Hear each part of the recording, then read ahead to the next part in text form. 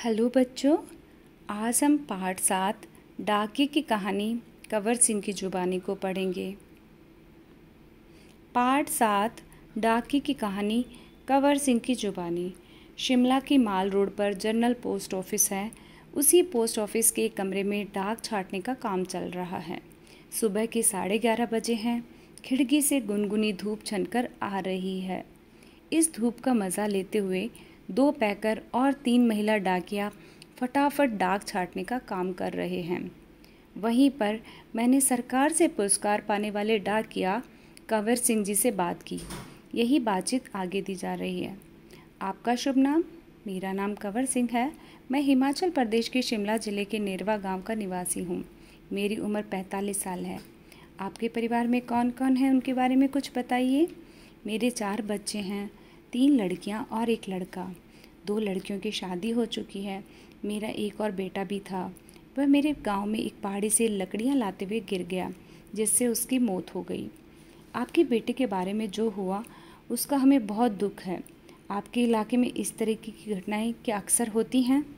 जी, ऐसी घटनाओं का होना असाधारण नहीं है।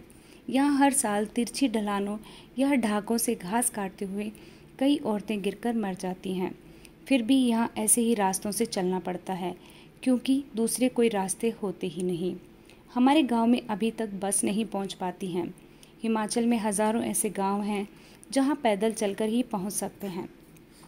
फिर आपके बच्चे पढ़ने कैसे जाते होंगे? मेरे बच्चे गांव के स्कूल में पढ़ने जाते हैं। स्कूल लगभग 5 किलोमीटर दूर है। मेरी एक लड़की 10वीं तक पढ़ी है, दूसरी 12वीं तक, तीसरी लड़की 12वीं कक्षा में पढ़ रही है। बेटा 10वीं में पढ़ता है। आप जहाँ काम करते हैं वहाँ आपके अलावा और कौन कौन हैं? क्या आपको डाकिया ही कहकर बुलाते हैं? पहले मैं भारतीय डाक सेवा में ग्रामीण डाक सेवक था। अब मैं पैकर बन गया हूँ, पर हूँ वही नीली वर्दी वाला डाक सेवक। डाक सेवक को क्या क्या करना होता है?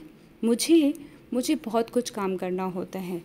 चिट्ठियाँ, रजिस्ट्री पत्र, पार्सल, बिल, बूढ़े लोगों की पेंशन आदि छोड़ने गांव-गांव जाता हूँ। क्या यह सब अभी भी करना पड़ता है? क्योंकि अब तो सूचना और संदेश देने के बहुत से नए तरीके आ गए हैं। शहरों में भले ही आज संदेश देने के कई साधन आ गए हैं, जैसे फ़ोन, मोबाइल, ईमेल वगैरह, लेकिन गांव में अब आज भी संदेश पहुंचाने का सबसे बड़ा ज़रिया डाक ही है। इसलिए गांव में लोग डाकिये का बड़ा आदर और सम्मान करते हैं। अपनी चिट्ठी आदि पाने के लिए डाकिये का इंतज़ार करते हैं। हमने सुना है कि हमारी डाक सेवा दुनिया की सबसे बड़ी डाक सेवा है। यह है भला कैसे? सुना तो आपने बिल्कुल ठीक है। हमारे देश की डाक सेवा आज भी दुनिया की सबसे बड़ी डाक सेवा है और सबसे सस्ती भी। केवल 5 रुपये में देश के किसी भी कोने में हम चिट्ठी भेज सकते हैं। पोस्ट कार्ड तो केवल 50 पैसे का ही है, यानी 50 पैसे में हम देश के हर कोने में अपना संदेश भेज सकते हैं। आपको अपनी नौकरी में मज़ा तो बहुत आता होगा। मुझे अपनी नौकरी बहुत अच्छी लगती है। जब मैं दूर नौकरी करने वाले सिपाही का मनी ऑर्डर लेकर उसके घर पहुंचता हूं, तो उसके बूढ़े माँ बाप का खुशी भरा चेहरा देखते ही बनता है। ऐसे ही जब किसी रजिस्ट्री पत्र पहुंचाता हूं, जिसमें कभी रिजल्ट, कभी नियुक्ति पत्र होता है, तो लोग बहुत खुश होते हैं। बूढ़े दादा और बूढ़ी नानी तो पेंशन के पैसे का इंतज़ार बहुत ही खुश होते हैं। 6 महीनों तक ये मेरा इसके लिए इंतज़ार करते हैं। हिमाचल में बूढ़े लोगों को पेंशन हर 6 महीने के बाद इकट्ठी दी जाती है। आप क्या शुरू से ही इसी डाकघर में काम कर रहे हैं? शुरू में तो मैं लाहौल स्पीति ज़िले के किबर गांव में 3 साल तक नौकरी की है। यह हिमाचल के सबसे ऊंचा गांव है। इसके बाद 5 साल तक इसी ज़िले के काजा में और 5 साल तक किन्नौर ज़िले में नौकरी की है। उस वक्त इन गाँवों में टेलीफोन नहीं थे। बसें भी सिर्फ मुख्यालय तक जाती थी। अभी भी कई ऐसे गांव हैं जहां न तो बस जाती हैं और ना ही टेलीफोन है। ऐसी जगह में ग्रामीण डाक सेवक बहुत मान और सम्मान किया जाता है डाकिये का। आप ग्रामीण इलाके में रहते हैं, जाहिर है डाक पहुंचाना आसान काम तो नहीं होगा। हाँ, मुश्किलें तो आती हैं। जब मैं किन्नौर ज़िले के मुख्यालय रिकांगपिओ में नौकरी करता था, तो सुबह 6 बजे मेरी ड्यूटी शुरू हो जाती थी। मैं 6 बजे सुबह शिमला जाने वाली बस में डाक का बोरा रखता था और रात को 8 बजे शिमला से आने वाली बस से डाक का बोरा उतारता था। पैकर को यह सब काम करने ही पड़ते हैं। किन्नौर और लाहौल स्पीति हिमाचल प्रदेश के बहुत ठंडे तथा ऊंचे ज़िले हैं। इन ज़िलों में अप्रैल महीने से ही बर्फ़बारी हो जाती है।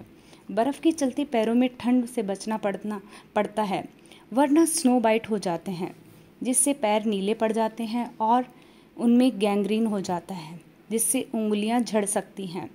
इन ज़िलों में मुझे एक घर से दूसरे घर तक डाक पहुंचाने के लिए लगभग 26 किलोमीटर रोज़ाना चलना पड़ता था। हिमाचल में एक गांव से दूसरे गांव की दूरी लगभग 4 या 5 किलोमीटर तक होती है। हिमाचल के गांव छोटे छोटे होते हैं। एक गांव में बस 8 से 10 या कभी कभी 6 से 7 घर ही होते हैं, इसलिए चलना काफ़ी पड़ता है।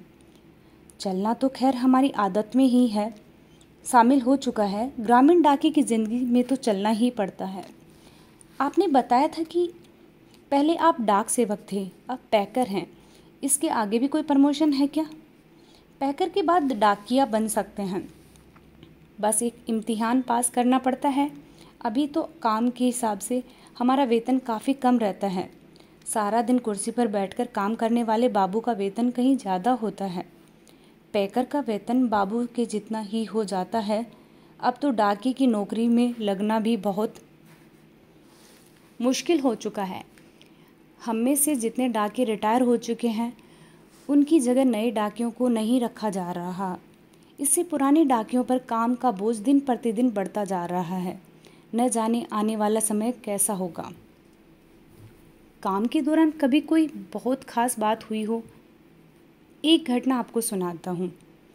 मेरा तबादला शिमला के जनरल पोस्ट ऑफिस में हो गया था। वहाँ मुझे रात के समय रेस्ट हाउस और पोस्ट ऑफिस की चौकीदारी का काम दिया गया था। यह समय 1958 की बात है। 29 जनवरी को रात लगभग 10:30 बजे का समय था। बाहर से किसी ने पोस्ट ऑफिस का दरवाज़ा खटखटाया। मैंने पूछा, कौन है? जवाब आया, दरवाज़ा खोलो, तुमसे बात करनी है। मैंने दरवाज़ा खोला तो अचानक 5 से 6 लोग अंदर घुसे और मुझे पीटना शुरू कर दिया। मैंने पूछा, क्यों पीट रहे हैं? तो उन्होंने कोई जवाब नहीं दिया। सारे ऑफिस की लाइटें बंद कर दी।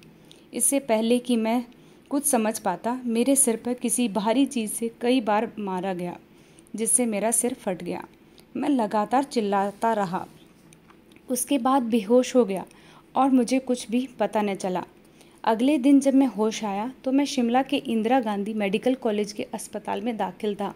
सिर में भयंकर दर्द हो रहा था। उन दिनों मेरा 17 साल का बेटा मेरे साथ ही रहता था।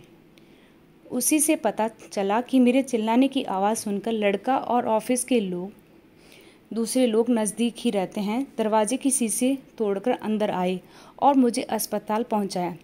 मेरे सिर पर कई टाँके लगे थे। उनकी वजह से आज भी मेरी एक आंख में दिखाई नहीं देता। सरकार ने मुझे जान पर खेलकर डाक की चीज़ें बचाने के लिए बेस्ट पोस्टमैन का इनाम दिया है। यह इनाम 2004 में मिला। इस इनाम में 500 रुपये और प्रशस्ति पत्र दिया जाता है। मैं और मेरा परिवार बहुत खुश हुए। आज भी मैं इसमें गर्व से कहता हूँ, मैं बेस्ट पोस्टमैन हूँ। धन्यवाद।